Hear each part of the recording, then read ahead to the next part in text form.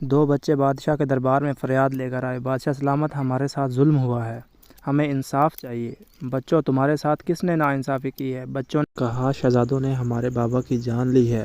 بادشاہ نے یہ سن کر شہزادوں کی طرف حیرت سے دیکھا اور پوچھا، کیا یہ بچے سچ بول رہے ہیں؟ شہزادے نے شرمندگی سے کہا، بابا جان، ہم نے جنگل میں شکار کے لیے جب تیر کمان میں ڈال کر چلایا، اچانک سے سامنے ایک لکڑہارا آ گیا اور تیر اس کے سینے پر جا لگا۔ چھوٹا شہزادہ بولا، ہمارا یقین کریں، ہم نے جان بوجھ کر ایسا نہیں کیا۔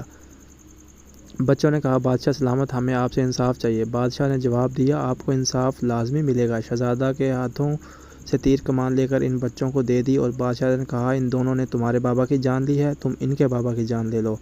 بچے بادشاہ کے انصاف پر حیران ہو گئے۔ انہوں نے تیر کمان نیچے پھینک دی اور بولے، یہ سچ ہے کہ آج ہم یتیم ہیں؟ جس ملک کا بادشاہ اتنا انصاف پسند ہو، وہاں ہم بے سہارا کیسے رہ سکتے ہیں؟